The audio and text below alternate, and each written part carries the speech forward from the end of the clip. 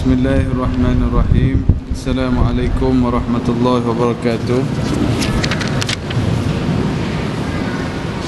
Alhamdulillahi rabbil alamin. Wassalatu wassalamu ala rasulihil amin wa ala alihi wa sahbihi ajma'in. Rabbi shrah li sadri wa yassir li amri wahlul 'uqdatam min lisani yafqahu qawli.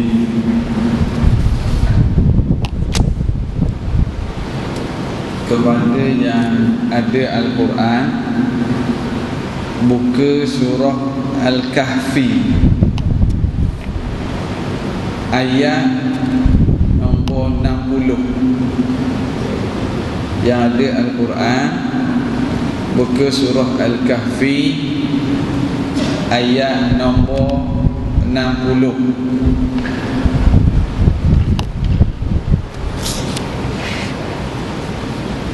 Malam ni kita tengok satu lagi kisah di dalam Al-Quran, kisah tentang menuntut ilmu,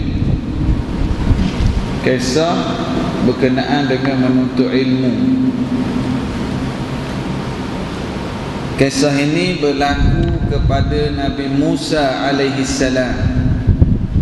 Dia berguru dengan tok guru dia. Jumpa tak surah Al-Kahfi ayat nombor 60 yang ada Quran lah. Tengok pada terjemahan. A'udzu billahi minasyaitonir rajim. Wa idh qala Musa li fatahu la abrahu hatta ablugha majma'al bahrain aw amdiya huquba. Dan ingatlah ketika Musa berkata kepada budaknya, aku tidak akan berhenti berjalan sebelum sampai ke pertemuan dua buah lautan, atau aku akan berjalan sampai bertahun-tahun. Ini permulaan kisah Nabi Musa menuntut ilmu. Okey. Dalam surah Kahfi ada 3 kisah penting, kisah yang besar dalam surah Kahfi. Kita nak ambil malam ni berkenaan dengan menuntut ilmu, dan ada banyak perkara tersirat daripada kisah ni nanti. Allah Ta'ala mulakan kisah ni. Allah Ta'ala sebut Nabi Musa berkata kepada budak pembantu dia, jom ikut aku tak akan berhenti berjalan sehingga aku temu tempat pertemuan dua laut, atau aku akan terus berjalan. Nak cari apa? Kenapa cari tempat pertemuan dua laut? Ini kita belajar. Bila kita baca Quran, sebab tu tak cukup kita baca terjemahan sahaja. Kita kena pelajari tafsir. Dan tafsir Quran yang paling hebat ialah hadis-hadis Nabi Muhammad sallallahu alaihi wasallam. Kalau kita baca surah Kahfi sampai kat sini dah bercerita kenapa tiba-tiba Nabi Musa cari tempat pertemuan dua laut. Kalau baca ayat sebelum tu macam tak faham. Lalu Nabi Muhammad pun cerita kepada para sahabat kenapa Nabi Musa ni cari tempat pertemuan dua laut. Nabi Muhammad pun cerita. Jadi sekarang ni kita nak tafsirul Quran bil hadis. Maknanya tafsir Quran ni dengan hadis Nabi sallallahu alaihi wasallam. Ini dia level tafsir yang paling tinggi, tafsirul Quran bil Quran. Ayat Quran sendiri yang terjemahkan ayat Quran. Itu ada juga. Yang kedua, second level, peringkat kedua ialah hadis Nabi yang tafsirkan Quran. Jadi Nabi Muhammad ceritalah pada para sahabat bahawa ketika hadis ini diriwayatkan oleh Ibn Abbas radhiyallahu anhuma dalam Sahihul Bukhari juga ada. Imam Bukhari riwayatkan hadis daripada Ibn Abbas ni. Rasulullah cerita, pada suatu hari ketika Nabi Musa sedang berdakwah kepada Bani Israel, Nabi Musa berdakwah ajak Bani Israel sembah Allah. Tiba-tiba ada di kalangan Yahudi Bani Israel ni datang tanya Nabi, tanya soalan. Wahai Nabi Musa, siapa orang paling alim atas dunia sekarang? Ada tak orang yang lebih bijak daripada kamu? Soalan macam ni perlu tak? Perlu soalan. Ustaz mana paling hebat? Ustaz mana? Ada tak ustaz yang lebih alim lagi?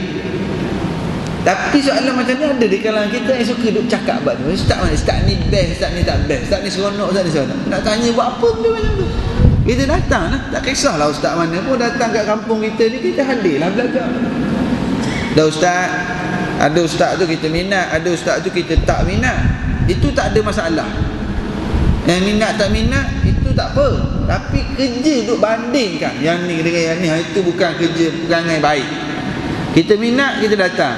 Tak minat, cari tempat lain yang kita minat. Itu tak apa. Tapi duk nak banding-banding, itu kerja tak elok. Itu perangai Bani Israel. Bani Israel pergi tanya soalan sikit, wahai Musa, ada tak orang yang lebih alim pada kamu? Nak buat apa tanya? Dan soalan itu berbentuk provokasi. Bahasa sekarang. Nak cari gaduh tu. Dan Nabi Musa terkenal seorang yang garang, nak marah. Nabi Musa kata, tak ada, akulah orang paling alim. Bukan sombong, tapi jawapan yang tegas, dalam keadaan Nabi Musa faham bahawa dia terima wahyu dari Allah. Maknanya dialah yang lebih paling tahu pada zaman tu, tak ada orang. Walaupun sedemikian, Allah menegur Nabi Musa alaihissalam di atas jawapan tu.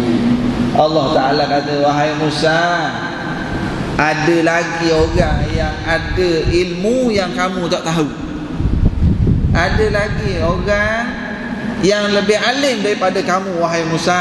Allah Ta'ala tegur Nabi Musa di atas jawapan. Ini kita bijak macam mana pun, jangan kita rasa sombong. Kita senior macam mana pun kat pejabat kita orang lama 22 tahun dah kerja kat company tu, masuk si junior baru, jangan kita sombong. Jadi Allah Ta'ala tegur, wahai Musa, ada lagi orang yang lebih tahu daripada kamu. Bila Nabi Musa dengar je macam tu, terus Nabi Musa tanya, ya Allah, siapa orang tu? Aku nak belajar dengan dia. Kat mana aku boleh jumpa dia? Ya Allah, tolong beritahu. Ini perangai Nabi Musa. Apa sifat dia? Sifat Nabi Musa, dengar je ada orang yang ada ilmu lebih, cepat-cepat dia nak pergi belajar. Kita kena tiru perangai Nabi Musa. Nabi Musa terima wahyu dah. Kita ada terima wahyu? Yang terima wahyu Rasul Melayu pun letak jawatan dah kan. Kita tak terima wahyu pun. Nabi Musa ni terima wahyu. Bila dengar ada orang yang lebih alim, ya Allah, siapa orang tu? Di mana dia? Saya nak pergi belajar dengan dia. Jadi kita kena ada perangai macam tu. Dengar ada kat surau dekat bawah flat kita ada majlis ilmu, ada majlis ilmu, datang. Dengar kat masjid ada majlis ilmu, datang. Dengar kat jauh sikit pun tak apalah, datang juga. Sebab apa? Kelebihan nak belajar ilmu. Nabi Musa terus tanya Allah. Jadi Allah Ta'ala beritahu, wahai Musa, kau nak jumpa tok guru tu, tempatnya aku bagi clue. Kamu cari tempat pertemuan dua laut. Tempat pertemuan dua laut. Dan bila kamu sampai di situ nanti, bekalan ikan yang kamu bawa akan hidup kembali, hidup sendiri. Kamu sampai tempat macam tu, kamu akan jumpa tok guru. Dan kita nak cari tok guru, nak cari tempat pertemuan dua laut juga ke? Tak payahlah, ni cerita Nabi Musa, kan?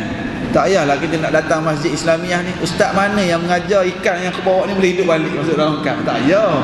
Ini kisah Nabi Musa. Cuma nak bagi tahunya, bersungguhnya Nabi Musa bila Allah Ta'ala bagi clue macam tu.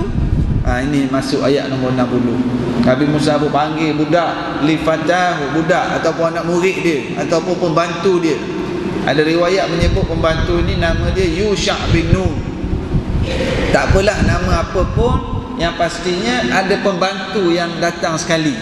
Lalu Nabi Musa kata, okey, siapkan bekalan makanan kita sikit, jom ikut aku, kita pergi cari tempat pertemuan dua laut. Ayat nombor 60 kata, wa idh qala Musa li fatahu la abrahu hatta ablugha majma'al bahrain aw amdiya huquba. Ingat ketika Musa berkata kepada muridnya, pembantunya, aku tak akan berhenti berjalan sehingga aku temu tempat pertemuan dua laut. Nak belajar, atau aku akan berjalan walaupun bertahun-tahun, aku akan teruskan berjalan. Nak cari untuk guru sampai macam tu sekali. Ya Allah, kita bukan jauh sangat, boleh jalan kaki. Kita bukan jauh sangat, Allah Ta'ala bagi kenderaan masing-masing.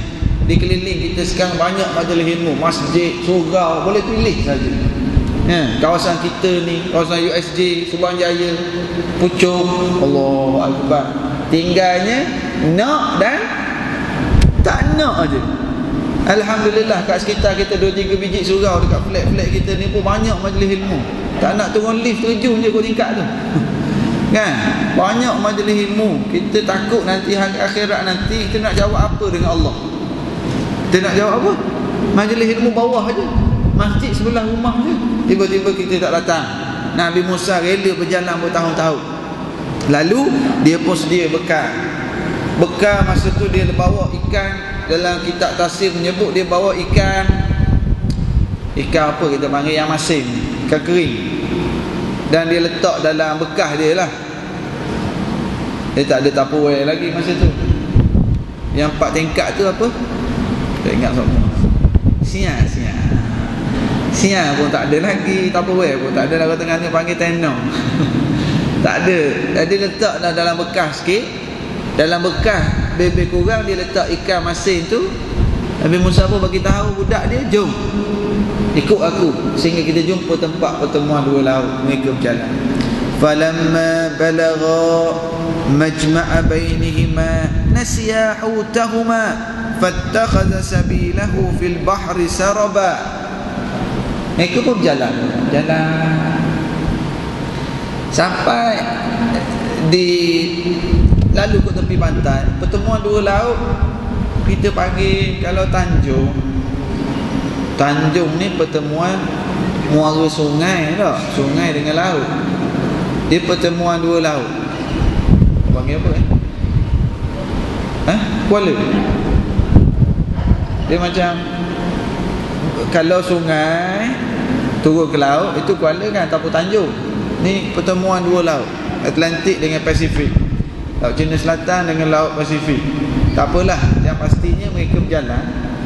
Ayat 61 ni, bila sampai di satu tempat di tepi pantai, ada batu yang agak besar. Lalu Nabi Musa kata kat budak dia, kita berehat dulu sini sekejap, kita berehat dulu kejap. Masa mereka berehat tu, nasiya hutahuma, mereka berdua berehat, terlupa bekalan makanan tadi. Lalu ketika itu ikan itu hidup balik dan melompat keluar dari bekas itu. Lalu ikan tu bergerak atas pasir pantai, masuk ke laut. Nabi Musa dan pembantu dia tidak menyedari perkara ini. Ustaz, ya ke cerita ni? Ustaz cerita dongeng ke? Ni kita kena beriman ayat Quran. Ini ayat Quran. Dan ini mukjizat Nabi Musa alaihissalam. Sebab ayat Quran kata apa? Maka tak kala mereka sampai ke pertemuan dua laut itu, mereka lalai akan ikannya. Lalu ikan itu melompat mengambil jalannya ke laut itu. Ikan hidup balik. Ini kuasa Allah. Ini kuasa Allah. Mereka tak perasan. Falamma jawaza, ayat 62, qala li fatahu atina ghada'ana laqad laqina min safarina hadha nasaba.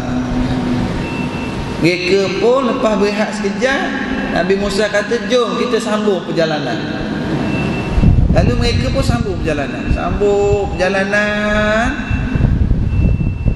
Sampai tengah hari, Nabi Musa kata kat budak dia, kita dah berjalan jauh ni, jomlah kita berhenti makan. Masa tu tak ada RNR, berhentilah mana-mana tempat pun kita berhenti makan. Jom makan. Bila berhenti makan, Nabi Musa kata, okey, keluarkanlah. Atina ghada'ana, mana lunch yang kita bawa bekalan makanan tu, keluarkan. Bila budak tu tengok, ikan dah tak ada dah. Ayat 63, qala ara'aita id awayna ila as-sakhrati fa inni nasitul hut wa ma ansanihu illa asy-syaitanu an adhkurah. Budak dia kata, ingat tak tadi masa kita berhenti dekat ada batu tadi tu, kat tepi pantai tu, saya terlupalah ikan. Ikan tu telah melompat keluar masuk ke laut. Dan tidaklah saya lupa, melainkan syaitan lah tu punya pasal. Anda dia salahkan syaitan. Dia pun bimbang juga. Nabi Musa ni garang.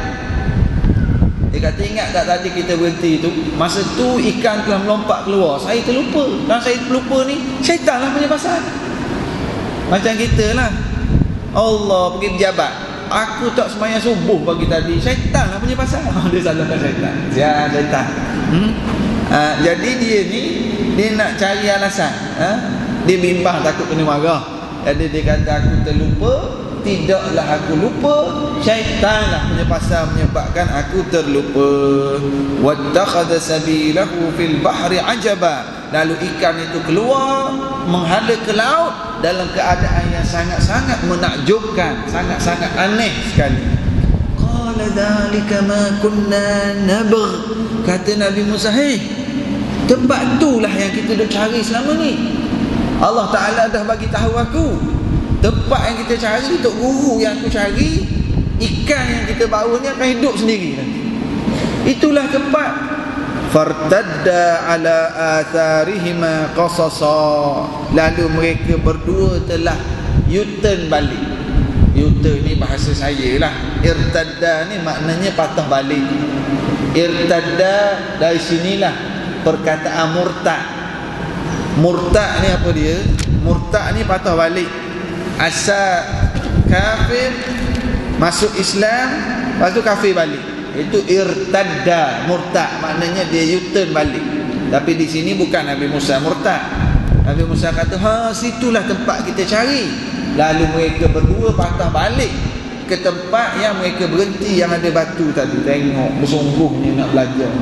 Bersungguhnya nak belajar. Terima wahyu dah. Bila dia ni Nabi Musa Rasul, confirm tak masuk syurga? Bila dia ni Rasul, confirm masuk syurga? Confirm dah masuk syurga, tapi nak belajar juga. Kita hari ni dah confirm ke masuk syurga? Cuba angkat tangan yang dah confirm masuk syurga. Moga-moga Allah Ta'ala pilih kita untuk menjadi ahli syurga, insyaAllah. Amin ya rabbal alamin. Moga-moga Allah Ta'ala beri kekuatan pada kita untuk taat dan menjadi ahli syurga, insyaAllah. Bahkan kita hadir majlis ilmu ni pun sebab nak masuk syurga lah. Dapat pahala hadir majlis ilmu. Dengan ilmu kita boleh jadi hamba yang lebih soleh. Itu tujuan kita belajar, nak masuk syurga lah. Tapi Nabi Musa ni dalam keadaan dah confirm masuk syurga pun, sungguh jom patah balik. Tak ingat dah nak makan. Lalu patah balik. Bila sampai ke tempat batu yang pertama mereka jumpa tadi, fawajada 'abdan min ibadina atainahu rahmatan min 'indina wa 'allamnahu min ladunna ilma. Lalu mereka berdua jumpa seorang hamba daripada hamba-hambaku. Siapa dia mereka berdua? Yang berdua, Nabi Musa dengan pembantu dia. Mereka berdua jumpa seorang hamba daripada hamba-hambaku. Tengok, walaupun orang yang Nabi Musa jumpa ni banyak ilmu pada Nabi Musa, Allah tetap menggunakan perkataan hamba. Siapa orang ni? Orang Melayu kita sebut Khaidir. Dia lafaz yang paling tepat ialah Khadir. Khadir ataupun Khidir. Ejaan dalam hadis Kha Da Ra. Khadir. Dah ustaz saya panggil Khaidir, Khaidir dosa ke tidak? Tak berdosa lah, cuma kurang tepat sikit sebutan. Dah boleh tak nak bagi nama anak cucu Khadir? Boleh tak? Ada tak ada anak sini? Ada anak cucu nama Khadir? Ada? Saudara mara ke? Ke ada dalam ni? Boleh. Boleh bagi nama Khadir. Cuma dia bukan Nabi Khadir lah. Nama Khadir sempurna baik. Tak apa. Tak apa, tak salah bagi nama Nabi, nama malaikat. Boleh bagi nama malaikat? Jibril. Kan ada Syekh dari Mesir, Syekh Muhammad Jibril. Hebat bacaan dia. Kawan-kawan saya yang belajar kat Mesir, dia orang cerita kalau bulan Ramadan, oh masjid ni Jibril turun tak? Jibril turun. Jibril turun tak? Mana istilahnya Jibril datang jadi imam ke tidak? Tarawih. Jibril turun ke tidak? Dengan makna datang semayang jadi imam tarawih ke tidak? Boleh nama Jibril. Cuma janganlah bagi nama Israel. Kau takut pula nak kawan. Kau nama apa? Israel. Orang pun takut nak kawan, takut mati cepat. Tak apa, bagi nama malaikat boleh, nama Nabi pun boleh, Khadir pun boleh. Okey. Lalu jumpa Khadir, Allah Ta'ala tetap menggunakan istilah hamba. Lalu mereka berdua jumpa seorang hamba dari kalangan hamba-hamba kami yang kami berikan kepadanya rahmat, dan juga wa'allamnahu, dan kami ajar kepadanya Khadir tadi min ladunna ilma, ilmu direct dari kami. Min ladunna ilma. Juga ada istilah disebut ilmu ilmu ladunni. Ilmu ladunni, min ladunna. Apa maksud min ladunna? Min ladunna, min daripada, ladunna directly dari Allah, ataupun sebenarnya adalah wahyu dari Allah. Sebab tu dia ni adalah seorang Nabi, dia menerima wahyu. Kalau ada hari ni zaman sekarang yang mengaku dapat ilmu laduni, saya tok guru ilmu laduni, dia mengaku. Kalau tidak mustahil seseorang itu mendapat ilmu direct dari Allah, tapi dengan syarat. Apa syarat dia? Tidak bercanggah dengan syariat Nabi Muhammad sallallahu alaihi wasallam.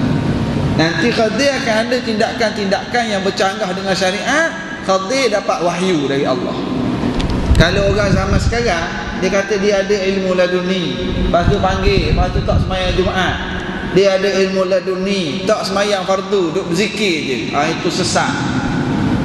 Dia dakwa dia ada ilmu laduni, tak payah sembahyang, hanya berzikir je. Allah, Allah, Allah. Itu adalah ajaran sesat. Dia mendakwa dia ni ada ilmu laduni. Okey, kamu anak murid bawa isteri, tinggal tidur dengan tok guru. Itu sesat. Tak mustahil ada orang yang Allah Ta'ala beri ilham pada dia, bagi ilmu pada dia, ada yang macam tu, tetapi dengan syarat tidak bercanggah dengan syariat Allah Subhanahu Wa Ta'ala. Adapun Khadir ini memang direct wahyu dari Allah. Saya sebut perkara ni sebab apa? Ada golongan-golongan yang memanfaatkan kejahilan sebahagian masyarakat, lalu ada yang tertipu. Tertipu dengan tok guru yang sesat ini, tertipu. Ayah Pen pun ramai pengikut Ayah Pen. Ada mengikut Ayah Pen sini, tobatlah.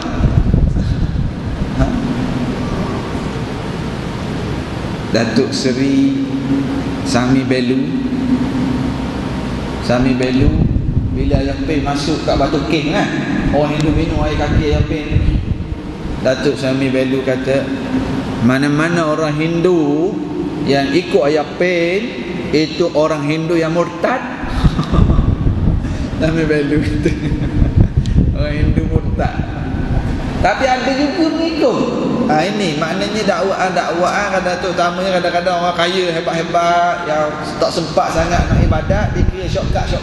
Kalau mengaku ilmu laduni bercanggah dengan syariat, itu bohong semata-mata. Itu bohong. Dan orang yang ada ilmu hebat-hebat ni, dia tak mengaku, dia tak ada sibuk cerita kat orang. Sama juga dengan wali, dia tak ada cerita kat orang, aku wali. Cuma saya yang kat depan tuan-tuan ni, memang saya mengakulah saya ni wali. Sebab saya ada anak perempuan. Wali sebab ada anak perempuan, wali lah. Yang wali-wali yang hebat, wali-wali Allah, mereka tak mengaku, tak sibuk dia mengaku aku wali Allah tau. Yang saya gurau tadi tu, saya kata saya wali sebab ada anak perempuan, wali kahwin. Yang wali Allah ni, awliya Allah, dia tak payah dia mengaku, dia tak cerita pun aku wali Allah, dia tak sibuk pun. Dia tu sendiri tak tahu dia wali Allah, dan dia pun tak nak orang tahu. Yang duk cerita-cerita mendakwa aku ada kelebihan begini-begini, itu semua tanda-tanda mengarut. Balik pada masalah ni, Nabi Musa dan budak dia jumpalah Khadir alaihi salam. Qala lahu Musa hal attabi'uka ala an tu'allimani mimma 'ullimta rushda. Ayat 66. Tengok adab di dalam menuntut ilmu. Ayat ni sangat-sangat sopan. Sebab itulah kita dalam bab menuntut ilmu, jagalah adab-adab dalam menuntut ilmu. Ada orang tanya, Ustaz, saya ni pergi dengar kuliah, selalu pergi dengar kuliah, tapi bila pergi dengar kuliah je saya mengantuk. Wallahu alam, saya segar balik macam. Satu jenis. Ada yang, Ustaz, saya pergi dengar kuliah, faham dah, tapi balik je tak ingat dah yang belajar, tak ingat dah. Ada yang macam tu. Ada yang, Ustaz, saya pergi dengar kuliah kat Masjid Surau ni, ingat, tapi balik nak beramal, Allah susahnya Ustaz, susahnya nak boleh beramal. Ada juga yang kata saya boleh dah beramal, tapi nak istiqamah, ya Allah payahnya. Sebab apa jadi gitu? Cuba cek adab-adab kita dalam menuntut ilmu.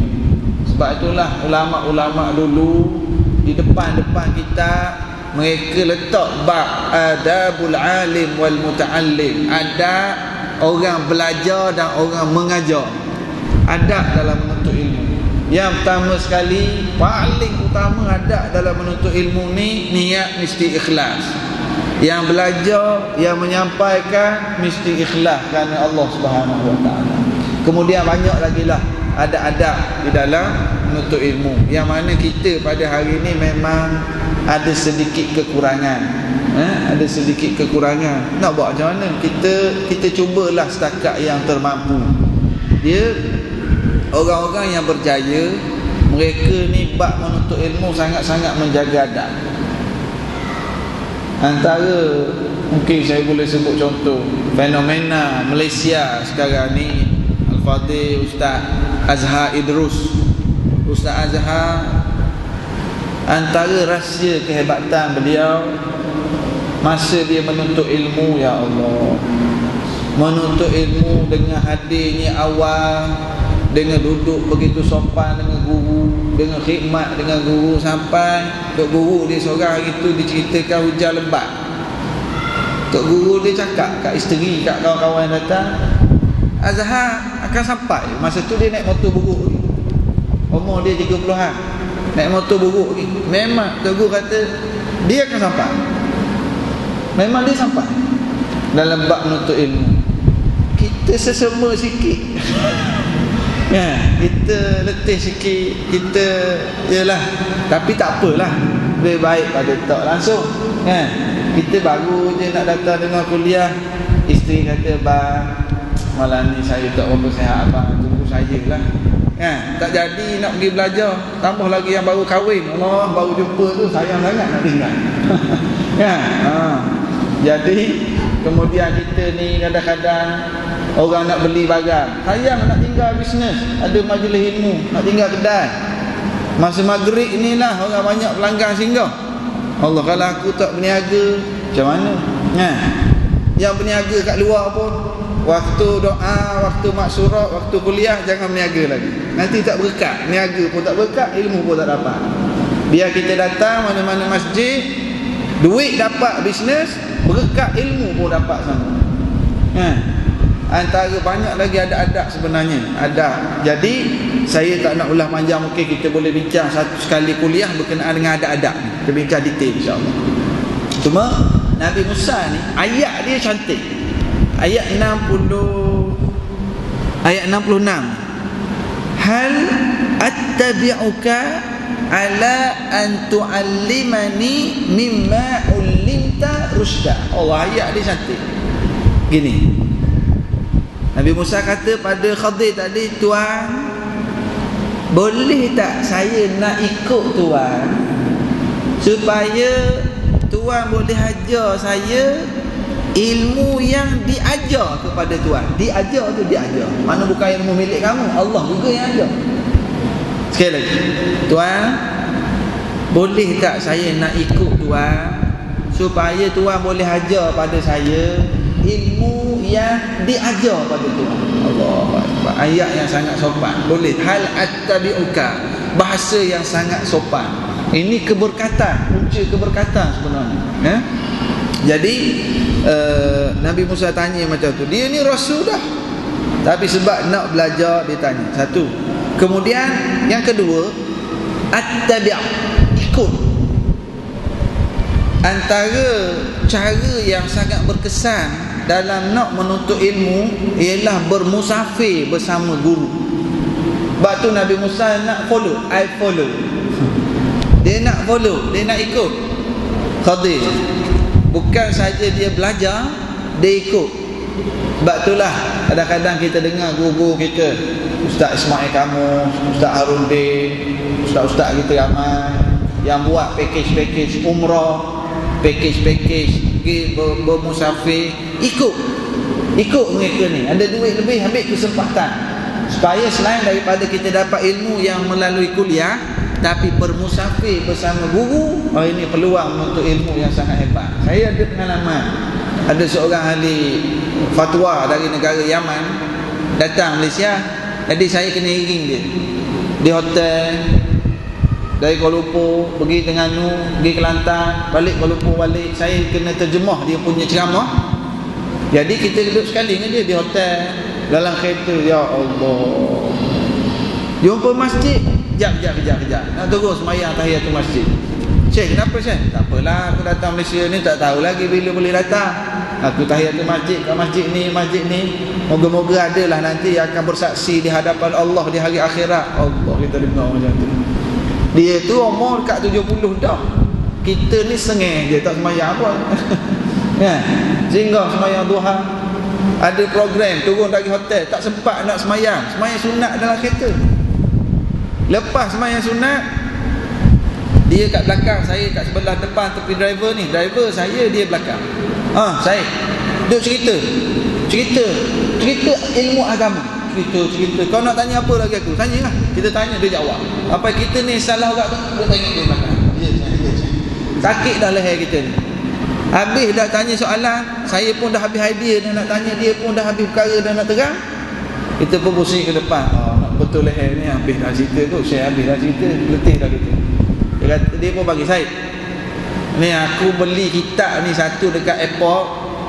Kitab apa Syekh? Kamu baca kitab ni, aku syarah kat belakang. Allah, kita ingat boleh rehat dah. Kitab Faraid, pusaka atau pusaka. Dia suruh kita baca kitab, dia nak syarah. Allahu Akbar. Ni nak pergi program. Sebab apa Syekh kamu buat gini? Dia kata aku harap-harap ilmu aku mana-mana yang aku ajar kamu tu bermanfaat lah untuk kamu. Kamu guna, nanti aku pun dapat pahala. Ya Allah. Jadi kesempatan kita bermusafir, keluar sekali cari, ada kesempatan cari. Sebab Nabi Musa kata, hal attabi'uka, boleh tak aku nak ikut kamu, nak berjalan dengan kamu supaya kamu boleh ajar aku ilmu yang kamu ada. Khadir kata apa? Qala innaka lan tastati'a ma'iya sabra. Dia berkata, Khadir kata, sesungguhnya kamu tidak akan sekali-kali boleh sabar nak belajar dengan aku ni. Kamu tak boleh nak sabar belajar dengan aku ni. Lan dalam bahasa Arab lil hal wal mustaqbal, present and future. Kamu, you will never kamu tidak akan sekali-kali boleh sabar nak ikut aku. Tengok Tok Guru dia cakap kat Musa, kamu tak boleh nak sabar nak ikut aku. Kadang-kadang wa kaifa tasbiru ala ma lam tuhib bihi khubra, bagaimana kamu boleh sabar dengan perkara yang kamu tak faham, kamu tak tahu. Jadi kita ni dalam nak belajar, kadang-kadang ada guru-guru ialah yang kita rasa nak belajar dengan dia, tapi nak ikut dia tu bukan, tak mampu nak ikut. Saya ada sekali dua peluang, kita sebut dah Ustaz Azhar tadi, saya nak sambung sikit lagi. Ada sekali dua peluang program dengan dia yang terbaru baru ni di Kota Baru, baru ni di stadium Kota Baru. Saya sampai petang tu di Kota Baru, dia baru sampai dari Terengganu. Petang pukul 5 petang, okey, keluar kat mana? Pusing dekat KB Mall, jalan-jalan pergi minum air. Budak-budak muda ada dalam 15 orang dia ikut, yang rambut pendek, yang rambut panjang, yang pakai jeans, ikut dia pergi lepak sekali. Dakwah dia, duduk minum air sekali sampai pukul 6.30 petang. Jom balik ke hotel, nak program malam ni. Saya kata, Allah, ustaz ni sempat lagi, dia baru sampai dari Terengganu tu. Kita pun baru sampai, kita sampai awal sikit tu pun rasa malas lah, rasa kau boleh nak rehat je. Program malam tu dah travel dari jauh ni, dia nak layan budak-budak ni, nak dakwah. Lepas tu malam tu program sampai pukul 11. Lepas tu pergi makan, kumpul budak-budak ikut ni.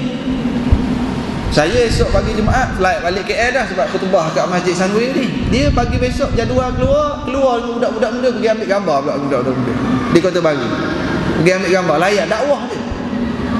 Saya tengok dekat Facebook dia elan petang Jumaat tu lepas asar, program berkayuh basikal dengan Ustaz Azhar di Kuala Terengganu. Malam tu ceramah dia kat Kuala Terengganu. Kata Allah, kita tengok jadual dia pun kita tepuk dahi.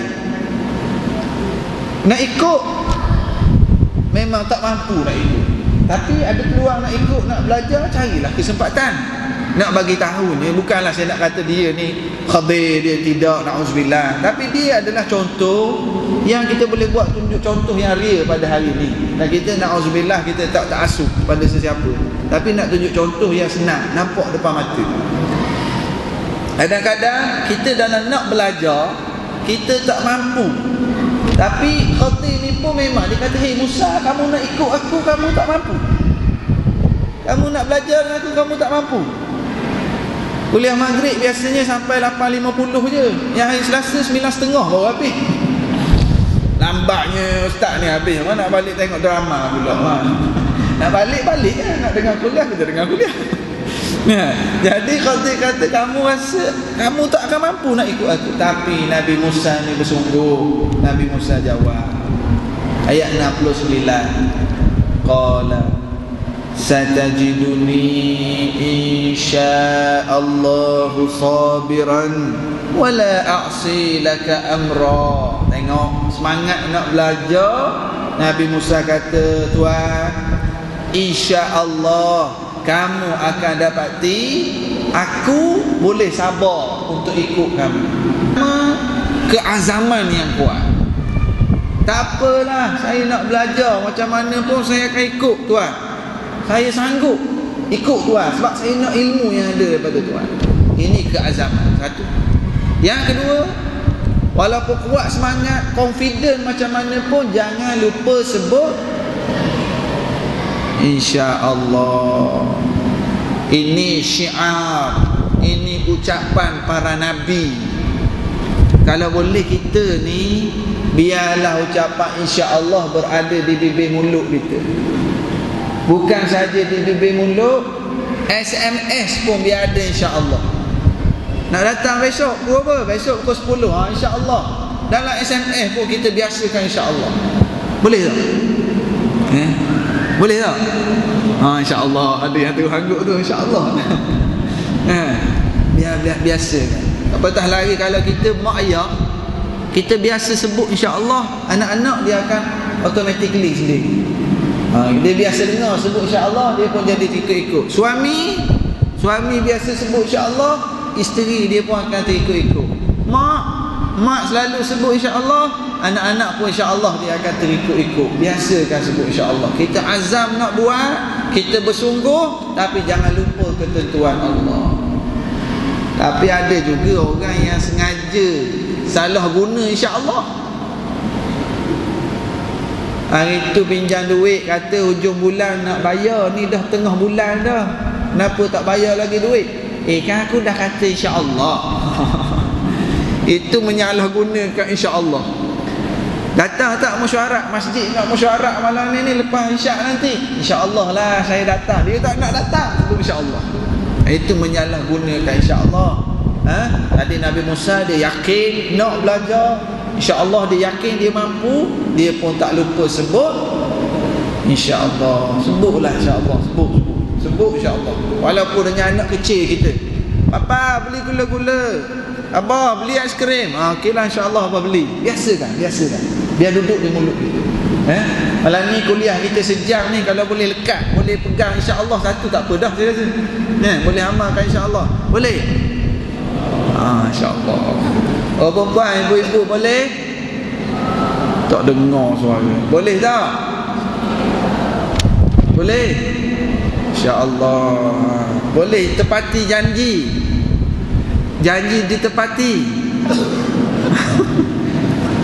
InsyaAllah Ustaz, saya janji nak latih insyaAllah. Itu tak ada kaitan dengan janji dicapati tu kan. Lepas tu Khadir kata, kalau kamu kata insyaAllah boleh ikut, aku nak letak satu syarat.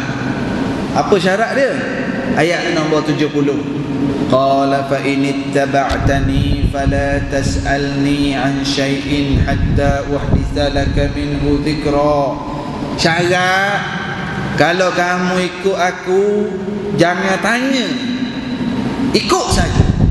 Kamu tengok aku buat apa, jangan tanya, ikut je. Nabi Musa kata okey, setuju. Ini yang saya kata ni, orang yang salah guna agama zaman akhir zaman ni. Dia mengaku dia ada ilmu laduni, dia kata awak nak ikut saya boleh, jangan tanya. Kalau perkara bercanggah dengan syariat sekarang, tak boleh ikut. Tok Guru kata tak payah semayang 5 waktu, zikir tak apa, sebut Allah Allah Allah, tak semayang pun tak apa. Itu mengarut. Khadir akan ada perkara bercanggah dengan syariat, tapi dia ni confirm dapat wahyu dari Allah. Fantalaqa, lalu mereka berdua berjalan, sehingga mereka berdua naik perahu. Lalu Khadir pecahkan perahu itu. Siapa mereka berdua ni? Musa dan Khadir. Mana pergi Yusha' tadi, budak dia dah tak ikut dah. Pembantu tadi ikut sampai jumpa Khadir sahaja. Dalilnya dhamir ataupun pronoun untuk dua orang. Jadi mereka berdua berjalan, dengan makna Nabi Musa dan Tok Guru dia saja jalan. Jumpa kapal, tumpang naik kapal secara percuma. Sampai di seberang sana, tiba-tiba Khadir pergi bocorkan kapal yang bagi tumpang percuma. Dah lah orang bagi naik cuma, Tok Guru tak ada bagi bocorkan kapal tu. Nabi Musa tengok, Nabi Musa kata, qala akharaqtaha litughriqa ahlaha laqad ji'ta syai'an imra. Tok Guru, sebab apa Tok Guru pecahkan perahu dia, dah lah bagi naik peri. Khadir kata, kan aku dah kata jangan tanya juga. Di sini ada perkara penting. Adakah Nabi Musa tidak menepati janji? Tak nak tanya. Sebenarnya di sini sifat Nabi Musa amar ma'ruf nahi munkar. Dia tengok tak betul, dia tegur walaupun Tok Guru. Jadi kita kalau nampak guru kita, ustaz ke yang bagi kuliah ke, tok imam ke, mana-mana ustaz ke, kita nampak silap, kita tegur. Tapi tegur dengan berakhlak, tegur dengan baik. Jangan aibkan dia, jangan malukan dia. Tegur, ustaz, saya rasa ustaz buat tak betul ni, saya rasa ustaz salah silap sikit, ustaz buat begini. Tak boleh ustaz datang masjid pakai seluar pendek nak bagi kuliah, tak boleh ustaz. Tegur lah, tegur dengan baik, jangan malukan dia depan orang.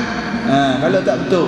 Jadi sifat Nabi Musa, dia nampak pergi bocorkan perahu orang, mana boleh. Tapi dia tegur dengan baik, tuan, kenapa tuan bocorkan perahu orang ni? Khadir kata, kan aku dah kata, ayat nombor 72 tu, kau tak akan sabar nak ikut aku. Nabi Musa kata, oh sorry, qala la tu'akhidni bima nasitu, tolong jangan marah kat saya tuan, saya terlupa tadi, berilah peluang pada saya. Lalu mereka berdua meneruskan perjalanan hatta laqiya ghulaman faqatalah. Jalan lagi dua orang, jalan jumpa ada budak, jumpa budak kecil. Lalu Khadir tadi bunuh budak tu. Allah. Nabi Musa kata, tuan bunuh budak yang tak berdosa, tuan dah buat perkara mungkar. Tengok dia tegur. Nabi Khadir kata, kan aku dah kata kamu tak mampu nak ikut, tanya juga. Ini yang saya kata tadi, Khadir ni dia terima wahyu. Jangan ada tok guru pergi bunuh orang, kata buat ilmu laduni mengarut. Ini terima wahyu. Lalu Khadir kata gini, ayat 76, qala in sa'altu, Nabi Musa kata, tuan, kalau saya tanya lagi lepas ni, memang tuan telah mempunyai alasan untuk tidak benarkan saya ikut tuan. Dengan maksud, kalau saya tanya lagi lepas ni, memang saya tak mampulah ikut tuan. Last, peluang terakhir. Lalu mereka berdua meneruskan perjalanan. Ayat 77 tu, hatta idza ataya ahla qaryatin istat'ama ahlaha fa abau an yudayyifuhuma. Mereka menemukan perjalanan lepas bunuh budak tadi, sampai ke sebuah kampung. Lalu orang kampung ni kedekut, jenis tak hidup masing semua. Dia orang Arab dulu, bila ada orang asing, mereka akan terima orang tu jadi tetamu, bagi bermalam, bagi makan 3 hari, okey, belah, cukup. Tapi penduduk kampung tu tak ada seorang pun yang nak terima Musa dan Khidir sebagai tetamu. Tak layan langsung, kedekut. Masuk kampung kedekut ni, tiba-tiba Khadir jumpa satu dinding yang hampir runtuh. Khadir kata, Musa, jom kita baiki dinding. Baiki dinding. Siap. Khadir pun kata kat Musa, jom kita beredar.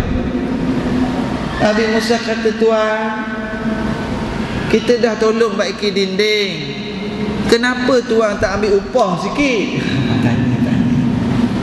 Dah lah penduduk kampung ni kedekut, kita baiki FOC pula, free of charge. Kenapa tuan tak ambil upah sedikit? Boleh kita beli makanan. Nabi Khadir kata, hadza firaqu baini wa bainak. Hei anak muda, wahai Musa, ayat 78 itu sampai di sini saja. Berakhirlah, kamu memang tak mampu nak ikut aku. Okey, apa kat sini cukup. Kamu dah tanya 3 kali, okeylah, kamu tak boleh nak ikut aku. Kemudian ayat 79, tapi aku akan beritakan kepada kamu, aku akan cerita pada kamu kenapa aku bocorkan perahu, kenapa aku bunuh budak, kenapa aku baiki dinding. Orang kedekut tapi aku tak minta upah.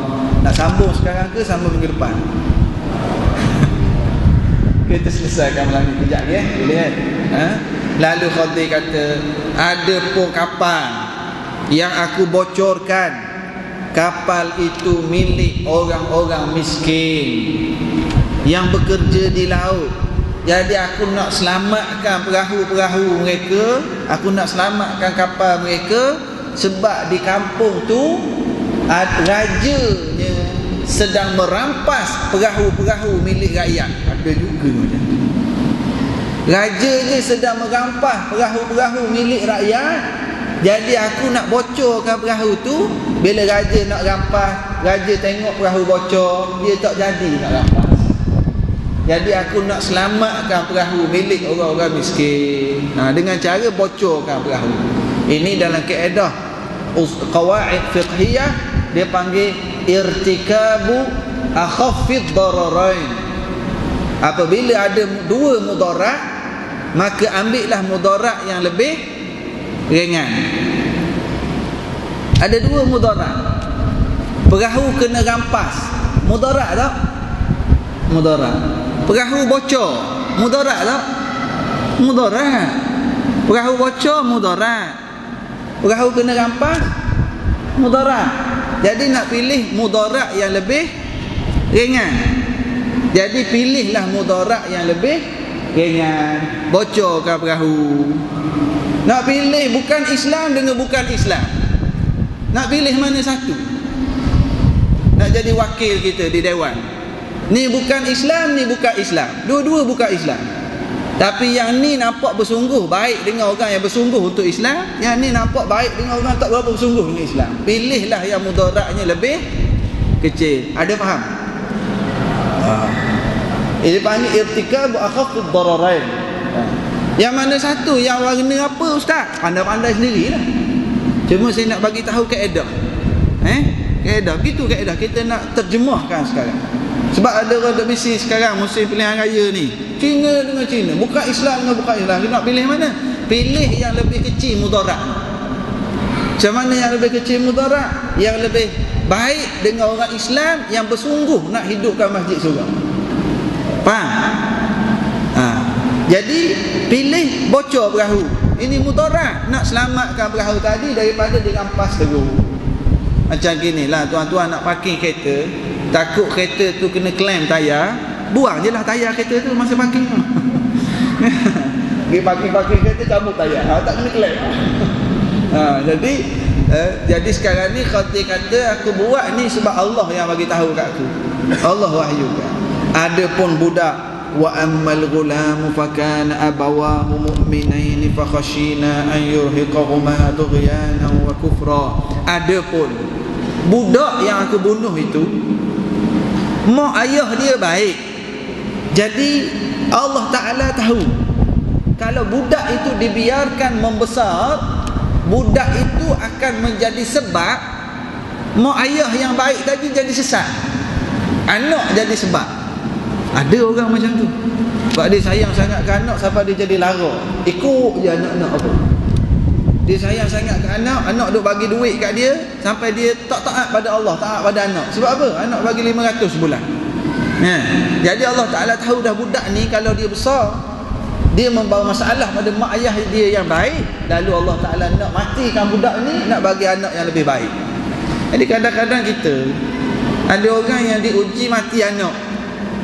Kematian anak bukan bermakna kita kata oh anak aku mati, kalau dia ni hidup bakal aku jadi sesat kerana dia. Tidak, bukan gitu. Kita faham bahawa ada berlaku ni adalah hikmah di sebalik tu.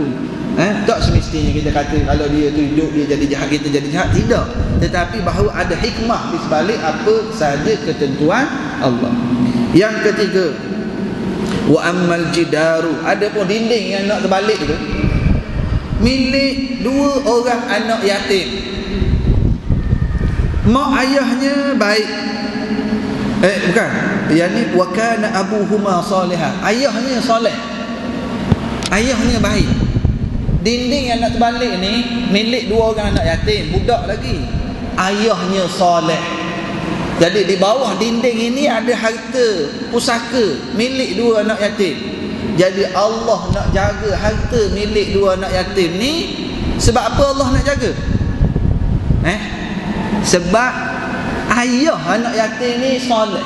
Allahu Akbar. Ayah soleh, Allah jaga anak-anak. Bukan saja Allah jaga anak, harta anak pun Allah jaga. Ayat ni, tuan-tuan boleh tengok ayat 82.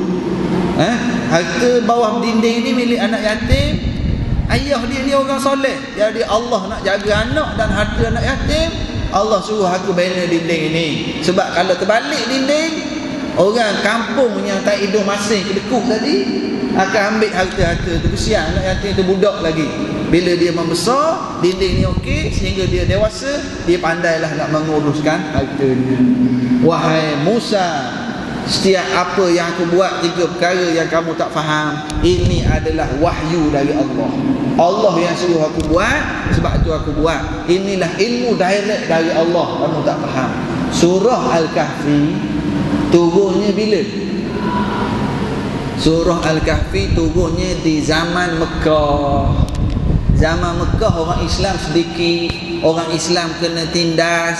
Jadi bila sahabat-sahabat Nabi yang kena tindas, sahabat-sahabat yang rasa tak ramai orang sokong Islam, sahabat-sahabat rasa tertindas, baca kisah macam ni, dia akan rasa, oh kita lalui macam ni, mesti ada hikmah yang kita tak tahu. Jadi antara tujuan baca surah Al-Kahfi, kita pun hari ni dalam hidup kita, kadang-kadang kita rasa ada masalah, berniaga kena tipu, anak buat hal, suami buat hal, jiran duk khianatkan kita, kawan-kawan sendiri tipu dalam perniagaan, penyakit kena teruk. Kita baca kisah-kisah macam ni, pasti ada hikmah di sebalik apa saja ketentuan Allah. Apa saja yang berlaku ni adalah hikmahnya. Ini tujuan kita baca kisah-kisah di dalam Al-Quran. Wallahu a'lam. Di akhir ni saya ada satu permintaan. Meja kita ni baru siap ni, meja kuliah ni. Sebenarnya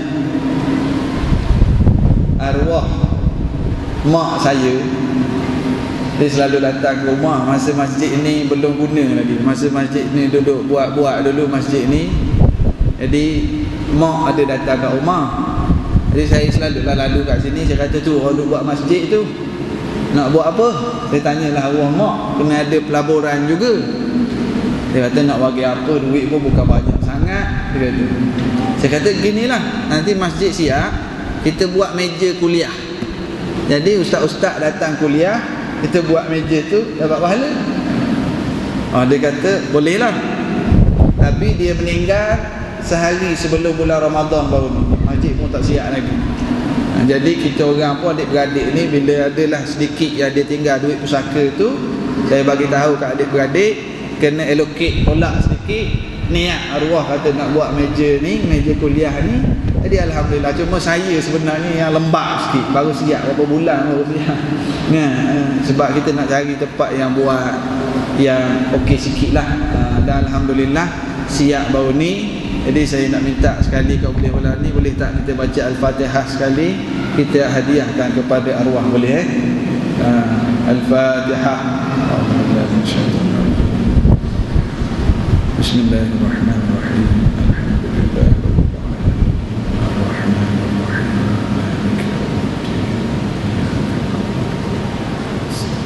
ihdinas siratal mustaqim siratal ladzina an'amta 'alaihim ghairil maghdubi. Pada siapa-siapa yang juga nak buat saham, carilah kat masjid kita ni, banyak lagi benda yang nak isi. Jumpa Ustaz Zul, jumpa bendahari masjid, jumpa isi masjid, apa yang saya boleh buat supaya saya pun nak ada saham kat masjid kita. Jangan pergi buat meja ni, dah lah buat meja lain. Kan, banyak lagi kita boleh buat. InsyaAllah moga-moga kita cari peluang untuk saham.